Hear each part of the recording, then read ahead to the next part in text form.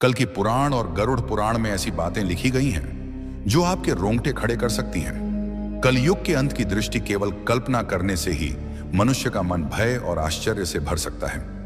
यह युग इतना भयावह होगा कि यह आपके दिल को झकझोर कर रख देगा। लेकिन यह कोई काल्पनिक कहानी नहीं, बल्कि हकीकत है। इन पवित्र ग्रंथों में लिखी गई बातें हमें आने वाले समय की भयंकर सच्चाई से अवगत कराती हैं।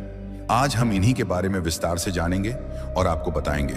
हमारा निवेदन है कि इस जानकारी को अंत तक पढ़ें और हमारे साथ बने रहें। कलयुग के अंत की कहानी को जानने से पहले आइए कुछ उन पहलुओं को समझते हैं जो सृष्टि के इस चक्र को समझने में महत्वपूर्ण हैं। सबसे पहले हम उस कहानी को जानेंगे जो इन ग्रंथों में वर्णित है। इसके बाद हम आपको वे सभी मनोरंजक और भयावह दृश्य बताएंगे जो कलयुग के अंत में घटित होंगे। तो हमारे साथ बने रहें, क्योंकि यह यात्रा न केवल ज्ञानवर्धक होगी बल्कि आपको गहराई से सोचने पर भी मजबूर करेगी। हिंदू शास्त्रों में कलयुग की आयु 4,32,000 वर्ष मानी गई है। यह विवरण भागवत पुराण, विष्णु पुराण, लिंग पुराण और गरुड़ पुराण वश में मिलता है। कलयुग की शुरुआत महाभारत युद्ध के बाद द्वापर युग के अंत में मानी जाती है। वर्तमान में लगभग 5,000 वर्ष बीत चुके हैं और अभी भी लगभग 4,27,000 वर्ष शेष हैं। इन ग्रंथों में कलयुग के लक्षण, मानव व्यवहार और इसके अंत के संकेतों का वर्णन किया गया है, जो हमें इस युग की चुनौतियों के प्रति सचेत करते हैं। महाभारत के युद्ध की समाप्ति के पश्चात जब धर्मराज युधिष्ठिर हस्तिनापुर के सिंहासन पर आसीन हुए, उनके मन में सृष्टि के भविष्य को लेकर अनेक प्रश्न और चिंताएं उत्पन्न हुई। द्वापर युग अब समाप्ति की ओर था और कलयुग के आगमन के संकेत स्पष्ट रूप से दिखाई देने लगे थे। युधिष्ठिर को यह भय सता रहा था कि आने वाले युग में मानव जीवन का स्वरूप क्या होगा, धर्म की स्थिति क्या रहेगी और सत्य का क्या हश्र होगा। इस चिंता का समाधान पाने के लिए उन्होंने अपने चारों भाइयों भीम, अर्जुन, नकुल और सहदेव के साथ भगवान श्री कृष्ण से परामर्श करने का निश्चय किया। युधिष्ठिर ने अपने भाइयों को बुलाया। अर्जुन, जो हमेशा युद्ध के लिए तत्पर रहते थे, ने चिंतित स्वर में पूछा, हे बड़े भ्राता, आप इतने व्याकुल क्यों हैं? क्या किसी शत्रु ने हस्तिनापुर पर आक्रमण करने का दुस्साहस किया है? यदि ऐसा है तो आप आज्ञा दीजिए, मैं अभी जाकर उसका नाश कर दूंगा। युधिष्ठिर ने गहरी सांस लेते हुए कहा, हे अर्जुन, मैं तुम्हारे पराक्रम से भली भांति परिचित हूं। इस पृथ्वी पर कोई भी शत्रु इतना साहसी नहीं कि हस्तिनापुर पर आक्रमण का विचार भी करे। मेरी चिंता किसी बाहरी शत्रु से नहीं बल्कि कलयुग के आगमन से है। मुझे यह भय सता रहा है कि आने वाले समय में मानव समाज किस दिशा में जाएगा, धर्म और सत्य की क्या स्थिति होगी। भीम, जो अपने बड़े भाई की हर चिंता में सहभागी होते थे, बोले, हे भैया, आपकी चिंता हमारे मन में भी भय और अनिश्चितता उत्पन्न कर रही है। कृपया हमें बताइए कि कौन सा संकट हमारे सामने है। युधिष्ठिर ने गंभीर स्वर में उत्तर दिया, हे भीम, तुम ठीक कहते हो। एक भयंकर संकट आने वाला है। मैं कल युग के प्रभावों के बारे में सोचकर चिंतित हूं। इसलिए मैंने निश्चय किया है कि हमें द्वारिकाधीश श्री कृष्ण के पास जाना चाहिए। केवल वही हमें इस चिंता से मुक्ति दिला सकते हैं। सभी पांडवों ने युधिष्ठिर की बात से सहमति जताई। अर्जुन ने कहा, आप सत्य कह रहे हैं भैया। श्री कृष्ण ही इस समय सबसे ज्ञानी और भविष्य दृष्टा हैं। हमें उनके पास जाना चाहिए। भीम ने भी उत्साहपूर्वक कहा, हे धर्मराज, मैं आपके साथ हूं। हम सब द्वारिका चलकर श्री कृष्ण से परामर्श करेंगे। इस प्रकार सभी पांडव द्वारिका की ओर प्रस्थान करने लगे। द्वारिका की पवित्र नगरी में पहुंचकर पांडवों का भगवान श्री कृष्ण ने हार्दिक स्वागत किया। युधिष्ठिर ने उनके चरणों में प्रणाम करते हुए कहा, हे केशव, आपको बारंबार नमस्कार। आप तो अंतर्जनानी हैं। द्वापर युग अब समाप्त होने वाला है और कल युग के संकेत दिखाई दे रहे हैं।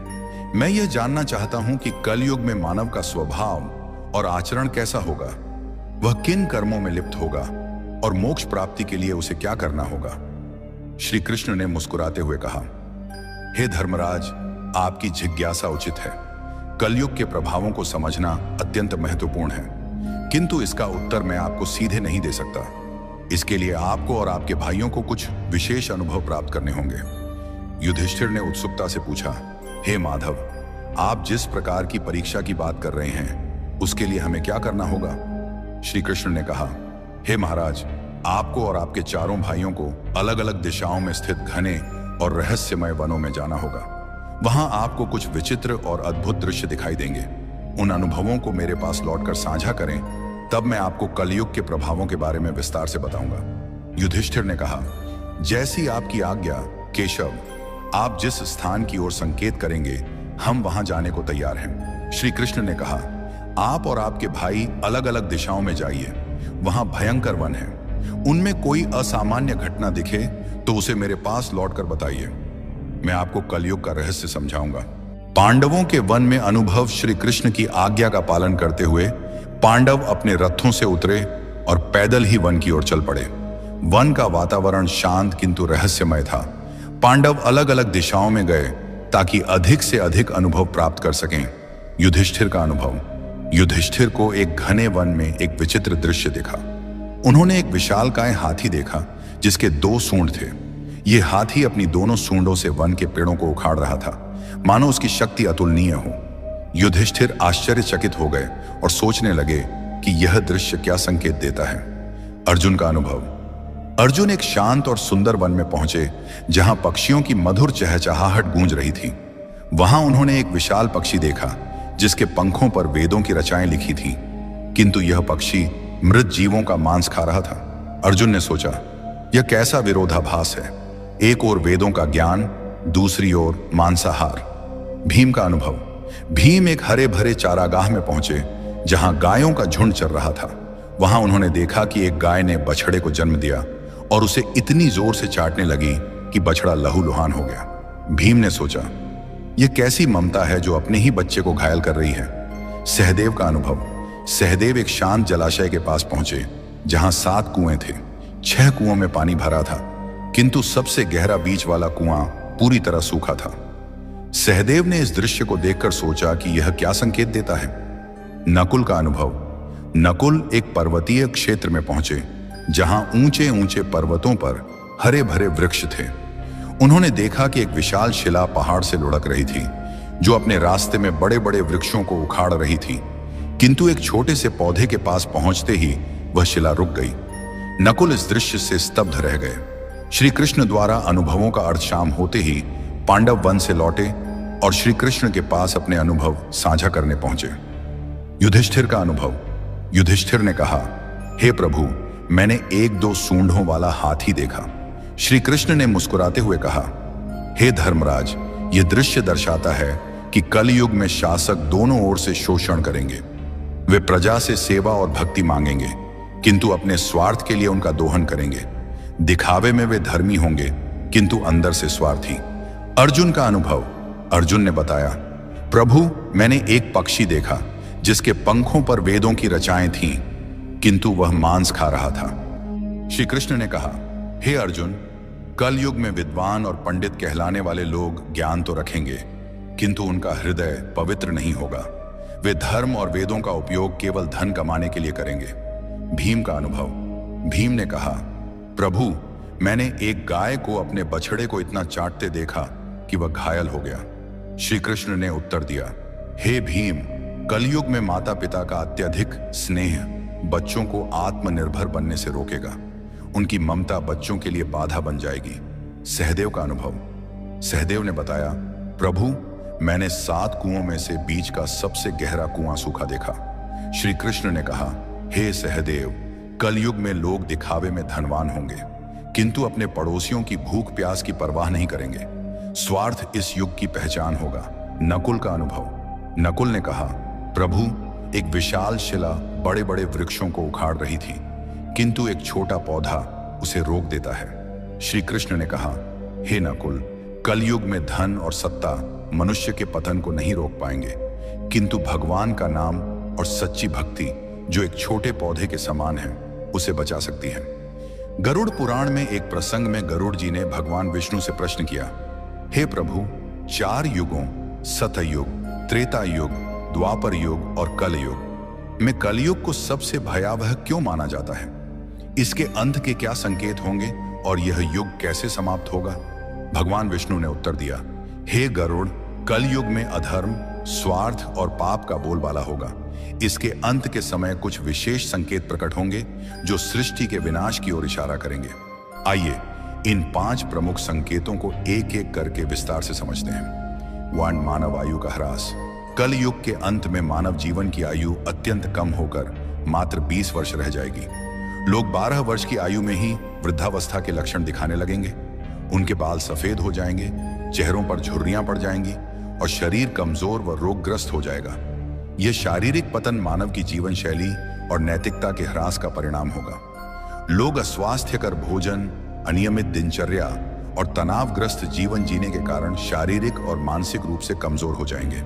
स्त्रियां 8 से 9 वर्ष की अल्पायु में ही संतान को जन्म देने लगेंगी, लेकिन उनकी शारीरिक स्थिति इतनी कमजोर होगी कि वे बच्चों का पालन पोषण ठीक से नहीं कर पाएंगी। बच्चे कुपोषण और कमजोरी के शिकार होंगे, जिससे समाज में अस्वस्थ और कमजोर पीढ़ियां उत्पन्न होंगी। इस कारण पारिवारिक और सामाजिक संरचना पूरी तरह चरमरा जाएगी। लोग अपनी भौतिक आवश्यकताओं की पूर्ति में इतने व्यस्त रहेंगे कि परिवार और रिश्तों के प्रति उदासीन हो जाएंगे। यह संकेत कलयुग के उस दौर को दर्शाता है जहां मानव की शारीरिक और मानसिक शक्ति का पूर्ण ह्रास हो जाएगा। समाज में अव्यवस्था, अशांति और अराजकता का बोलबाला होगा।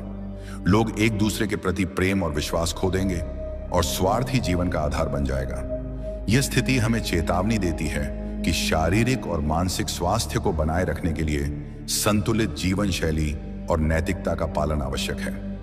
2. पतिव्रता स्त्रियों का लोभ। कलयुग के अंत में नैतिकता और धर्म का इतना ह्रास हो जाएगा कि पतिव्रता स्त्रियां लगभग लुप्त हो जाएंगी। एक स्त्री कई पुरुषों के साथ संबंध स्थापित करेगी, जो सामाजिक और नैतिक पतन का स्पष्ट संकेत होगा।